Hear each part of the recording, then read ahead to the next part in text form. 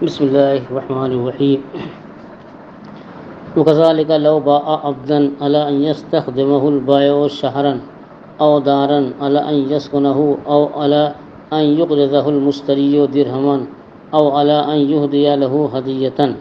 لأنه شرط لا يقتضيه العقد وفيه منفعة لأحد المتعاقدين ولأنه عليه السلام نهى عن بيع وسلف. بات چل رہی تھی بے فاسد کی کہ کن کن چیزوں کی بے فاسد ہے، تو فرماتے ہیں کہ اور ایسے ہی اگر اپنا غلام بیچا اس شرط کے ساتھ کہ بائع 1 مہینے تک غلام سے خدمت لے گا تو یہ بھی شرط فاسد ہے، کیوں جب بائع نے اپنا غلام بیچ دیا، مشتری غلام کا مالک ہو گیا، اب مشتری اس سے جو چاہے خدمت لے، اب غلام پر جو ہے بائع کا کوئی حق نہیں رہ گیا، لیکن بائع کا یہ شرط کرنا کہ میں 1 مہینے تک خدمت لوں گا، یہ شرط فاسد ہے، اس سے بائع فاسد ہو جائے گی۔ او دارن علی ان یسکنہ، کسی شخص نے اپنا مکان فروخت کر دیا، مثلا زید نے اپنا مکان بکر کے ہاتھ فروخت کر دیا اور یہ شرط کر دیا کہ یہ مکان جو میں بیچ رہا ہوں اس میں میں خود رہائش اختیار کروں گا، اگرچہ 1 مہینہ 2 مہینہ 10 مہینہ کوئی بھی میعاد کر دے، تو بائع نے جب مکان بیچ دیا اب اس کا حق ختم ہو گیا، اب مشتری اس کا مالک ہو گیا، اب وہ چاہے کرائے میں دے چاہے خود رہائش اختیار کرے، جس کو چاہے رکھے، اب بائع کو اس سے کوئی تعرض کرنے کا حق نہیں ہے، لیکن بائع کا یہ شرط لگانا کہ میں خود اس میں رہائش اختیار کروں گا، یہ شرط فاسد، اس سے یہ مکان کی بائع فاسد ہو جائے گی۔ او علی ان یقرضہ المشتری درہما، بائع نے اپنی کوئی چیز فروخت کی اور مشتری سے یہ شرط لگا دیا کہ میں نے اپنا مکان یا اپنی دکان یا اپنا گھوڑا کوئی بھی چیز آپ کے ہاتھ فروخت کر دیا اس شرط کے ساتھ کہ آپ مجھے 1 درہم دیں، چند درہم دیں، کچھ بھی دیں، تو اب یہ بھی جو ہے شرط بائع کے مناسب نہیں ہے، یہ شرط فاسد ہے۔ یا یہ شرط لگا دے کہ میں نے اپنا جو ہے یہ گھوڑا آپ کے ہاتھ فروخت کر دیا اس شرط کے ساتھ کہ آپ جو ہے مجھے ہدیہ دیں، تو بائع کو جو ہے ہدیہ لینے کی شرط لگانے کا اختیار نہیں، اس سے بائع فاسد ہو جائے گی۔ اور ایسے ہی اگر کسی نے اپنا غلام بیچا اس شرط کے ساتھ کہ بائع مثلا 1 مہینے تک اس سے خدمت لے گا، یا اپنا مکان فروخت کیا اس شرط کے ساتھ کہ بائع اس میں رہے گا 1 مہینے 2 مہینے کوئی بھی میعاد ہو، یا بائع نے کوئی چیز فروخت کی مکان یا کچھ بھی اور یہ شرط کر دیا کہ مشتری بائع کو قرض دے 1 درہم چند درہم، یا یہ کہ بائع نے اپنی کوئی چیز فروخت کی اور مشتری سے یہ شرط لگایا مشتری اسے بائع کو ہدیہ دیتا رہے، تو یہ سب شرطیں فاسد ہیں، اس سے بائع فاسد ہو جائے گی۔ کہ کیوں لأنہ شرط لا یقتضیہ العقد، ضابطہ بتا چکے ہیں کہ کس شرط سے جو ہے کہ کبھی شرطیں 2 طرح کی ہوتی ہیں، ایک شرط تو ایسے کہ جو عقد کے مقتضا کے مطابق ہیں تو اس سے جو ہے بائع فاسد نہیں ہوتی، مثلا کہ میں نے یہ گھوڑا آپ کے ہاتھ فروخت کیا اس شرط کے ساتھ کہ گھوڑے کے آپ مالک ہیں، ارے شرط نہیں لگاتا تب بھی گھوڑے کا مالک ہوتا، اور تو شرط لگانے کا کوئی فائدہ نہیں ہے، تو یہ ایسی شرط ہے جو مقتضائے عقد کے مطابق ہے، اس کے خلاف نہیں۔ اور فرماتے ہیں یہ ایسی شرط ہے جو مقتضائے عقد کے خلاف ہے، وفیہ منفعۃ لأحد المتعاقدین، اور اس میں عاقدین جو ہے بائع اور مشتری دونوں میں سے کسی ایک کے لیے نفع ہے، اور ایک کیا وہ بائع کے لیے اس میں نفع، کیونکہ بائع نے اپنے لیے شرط رکھی ہے، 2 وجہ ہو گئی، تیسری وجہ حرمت، وَلِأَنَّهُ علیہ السلام نہا عن بیع وسلف، کیونکہ نبی کریم صلی اللہ علیہ وسلم نے بیع اور قرض سے منع فرمایا کہ ایک ہی کی ساتھ جو ہے بیع ہو اور قرض بھی ہو، تو بیع میں قرض ہو، اس سے آقا صلی اللہ علیہ وسلم نے منع فرمایا ہے۔ اور چوتھی سے وَلِأَنَّهُ لَوْ كَانَ الْخِدْمَةُ وَالسُّكْنَى يُقَابِلُهُمَا شَيْءٌ مِّنَ الثَّمَنِ، اور کہتے ہیں اس لیے یہ ناجائز ہے، فاسد ہے، کیونکہ اگر خدمت اور کہ غلام سے خدمت لینا اور مکان میں رہائش اختیار کرنا، ان کے مقابل میں ثمن کا کچھ حصہ ہے یا نہیں، اگر سمن کا کچھ حصہ ہے تو اب یہ تو اجارہ ہو جائے گا. اجارہ کہتے ہی ہیں کہ اجرت پر کسی چیز سے انتفاع حاصل کرنا. اولو کان لا یقابلہما، اور اگر جو ہے ان کے جو ہے خدمت اور سکنا کے مقابل میں ثمن کا کچھ بھی حصہ نہیں ہے تو یہ بے میں اعارہ ہو گیا، یعنی بے بھی ہے اور بطور جو ہے عاریت کے مغنی بھی ہے. وقد نہى النبی صلی اللہ علیہ وسلم، حضور اقدس صلی اللہ علیہ وسلم نے منع فرمایا ان صفقتین فی صفقۃ، کہ ایک صفقہ میں دو صفقہ سے، ایک عقد میں دو عقد سے. کر تو رہا ہے عقد بے اور لیکن اس کے ساتھ ساتھ اجارہ بھی ہو جا رہا ہے. کر رہا ہے عقد بے، اس کے ساتھ ساتھ کیا ہے کہ یہ اعارہ ہو رہا ہے. تو ایک جو ہے عقد میں دو عقد سے جو ہے منع فرمایا ہے. ومن اشترى عینا علی ان لا یسلمہ الی راس الشہر فالبیع فاسد، کہ جس نے کوئی عین شے کو بیچا، عین شے سے یہ درہم اور دنانیر کا استثناء ہے کہ کوئی سامان بیچا، اور اس سے جو ہے بیع سلم کا بھی استثناء ہے، کیونکہ بیع سلم میں جو ہے کہ مثلا آپ نے کہا کہ آپ نے زید سے کہا کہ ہم 10,000 روپیہ تم کو دے رہے ہیں اور جب گیہوں کٹے گا تو ہم کو 10 کنٹل گیہوں دے دینا. تو اس نے کہا ٹھیک ہے، تحریری جو ہے یہ معاہدہ ہو گیا. تو جو یہ تحریر جو ہے آ چکی ہے، تو اب گیہوں اس نے خریدا ہے تو گیہوں عین نہیں ہے، تو اس لیے کہ یہ بیع کسی متعین گیہوں پر نہیں ہو رہی ہے، بلکہ وہ گیہوں جو ہے اس کے واجب فی ذمہ ہے کہ بائع جو ہے کوئی بھی گیہوں دے دے. اور یہاں جو ہے کہہ رہے کہ عین سے مراد بیع سلم کے علاوہ اور درہم اور دنانیر کے علاوہ کوئی چیز. جس نے کوئی عین چیز بیچی اور اس شرط کے ساتھ کہ اس کو مہینے کے اختتام پر، یعنی مہینے کی آخری تاریخ تک جو ہے مشتری کے حوالے نہیں کرے گا، فالبیع فاسد،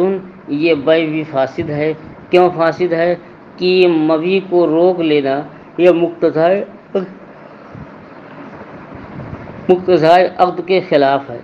اس لیے کہ بیع فاسد ہے. کہتے کہ لأن الأجل فی المبیع عین باطل، کیونکہ میعاد مقرر کرنا مبیع عین میں باطل ہے. فیکون شرطا فاسدہ، تو یہ شرط کیا ہے؟ فاسد ہوگی،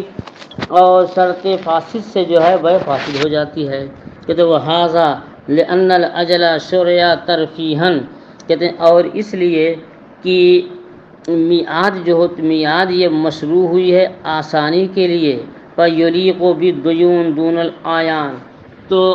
یہ جو ہے میعاد مقرر کرنا یہ دین میں قرض میں تو ٹھیک ہے لیکن عین شے پہ نہیں. مثلا میں نے آپ سے کہا 1,000 روپے مجھے دے دیں، میں انشاءاللہ 10 محرم کو آپ کو ادا کر دوں گا. تو یہ قرض کی ادائیگی میں جو ہے میعاد تو ہوتی ہے لیکن عین میں نہیں.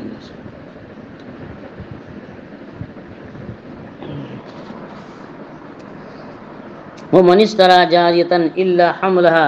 فالبیع فاسد، جس نے باندھی خریدا اور مگر اس کا حمل، تو یہ بیع فاسد ہے. زید نے عمر سے اس کی باندھی خریدی اور حمل کا جو ہے استثناء کر دیا، تو یہ حمل کا استثناء یہ فاسد ہے.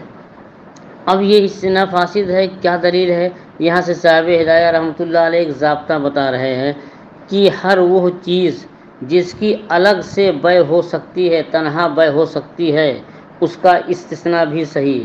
اور جس کی علیحدہ بیع نہیں ہو سکتی اس کا استثناء بھی صحیح نہیں. مثال کے طور پر کوئی کہتے ہیں یہ زمین میں نے آپ کے ہاتھ فروخت کی مگر اس میں جو درخت اگے ہوئے ہیں ان درختوں کو نہیں بیچا، تو زمین کی بیع سے درخت کا استثناء صحیح. کیوں؟ اس لیے کہ درخت کی علیحدہ بیع بھی ہو سکتی ہے کہ کچھ لکڑی کے بیپاری آئے تو زید نے کہا کہ آپ ہمارا درخت خرید لیں، اس نے کہا بیچ دیجئے، تو دونوں میں زید میں اور اس میں جو ہے درخت خریدنے کا معاہدہ ہو گیا. تو درخت حالانکہ زمین سے کے تعلق سے بیع نہیں ہوئی اور صرف درخت کی بیع ہوئی، تو درخت کی تنہا بیع بھی صحیح، زمین کے ساتھ بھی صحیح اور الگ الگ بھی صحیح ہے. لیکن جو ہے کہ یہ متعین ہونا چاہیے، تو جس چیز کی بیع تنہا صحیح ہوتی ہے اس کا استثناء بھی صحیح، اور جس کی بیع تنہا صحیح نہیں اس کا استثناء بھی صحیح نہیں ہے۔ فرماتے من اشتری جاریۃ الا حملھا، جس نے باندی خریدی مگر اس کا حمل نہیں، فالبیع فاسد، تو بیع فاسد ہے۔ والاصل ان ما لا یصلح افرادہ، کہ اس میں ضابطہ یہ ہے کہ ہر وہ چیز کہ جس کا تنہا جو ہے جس کی تنہا بیع صحیح نہ ہو، اور ما لا یصح افرادہ بالعقد، جس کی تنہا بیع صحیح نہ ہو، لا یصح استثناؤہ، تو اس کا استثناء بھی صحیح نہیں،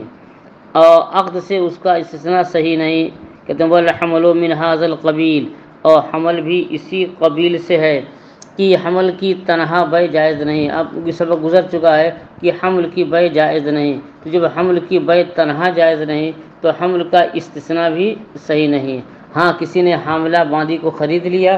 تو حاملہ باندی تو اپنی ماں کے تابع ہو کر کے حمل کی بیع صحیح، لیکن اگر کوئی کہے میں نے اپنی باندی کے شکم میں جو حمل ہے، اس کے رحم میں جو حمل ہے، اس رحم کو آپ کے ہاتھ بیچ دیا تو یہ بیع صحیح نہیں۔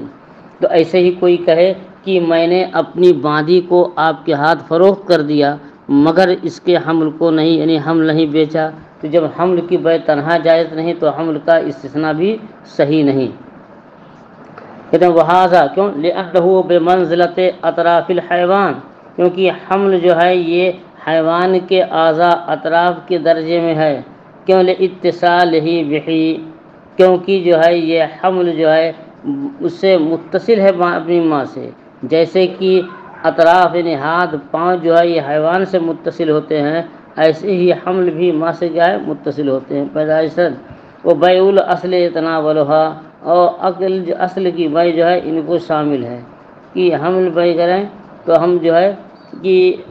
فرماتے ہیں کہ یہ اس کے اطراف جو ہے حیوان کی، یہ حمل جو ہے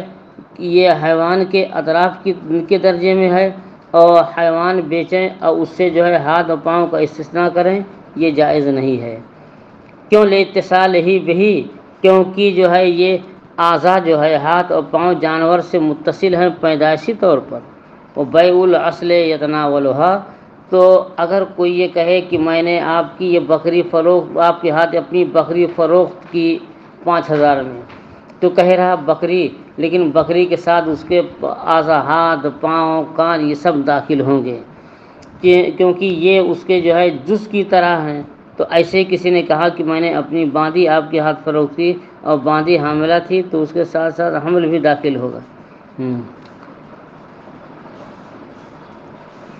وہ بیع الاصل یتناولھا، اور اصل کی بیع جو ہے بکری کی جاندار کی بیع جو ہے یہ شامل ہے طرف کو۔ فالاستثناء یکون علی خلاف الموجب، تو اب ان کا استثناء کرنا یہ موجب عقد کے خلاف ہے، اور فلم یصح، اور تو اب اس کا استثناء جو ہے حمل کا صحیح نہیں، فیصیر شرطا فاسدا، تو اب یہ جو ہے حمل کا استثناء کرنا یہ شرط فاسد ہو جائے گا۔ والبیع یبطل بہ، اور شرط فاسد سے جو ہے بیع باطل ہو جاتی ہے۔ والکتابۃ والاجارۃ والرہن بمنزلۃ البیع، کتابت اور اجارہ اور رہن یہ منزل میں بیع کے ہیں۔ کیا مطلب ہوا کہ زید نے اپنی باندی سے کہا مثلا کہ میں نے تجھے مکاتب بنایا اور لیکن تمہارے حمل کو نہیں، تو باندی کو مکاتب بنایا لیکن حمل کا استثناء کر دیا، تو یہاں بھی استثناء کرنا یہ صحیح نہیں ہے۔ ایسے ہی کسی نے کہا کہ میں نے تجھے جو ہے اجارے پر دیا مگر تمہارے حمل کو نہیں، تو اس سے جو ہے باندی سے یہاں بھی حمل کا استثناء کر دیا۔ یا کسی نے جو ہے کوئی قرض لیا اور رہن پر باندی کو رکھ دیا اور کہہ دیا میں نے تجھے رہن پر رکھا لیکن تمہارے حمل کو نہیں، تو یہ بھی جائز نہیں ہے۔ یہ بھی منزل میں بیع کے، کیوں لأنہا تبطل بالشروط الفاسدہ، تو کہتے ہیں اس لیے کہ یہ شروط فاسدہ سے جو ہے فاسد ہو جاتے ہیں۔ غیر ان المفسدہ فی الکتابت ما یتمکن فی صلب العقد منہا،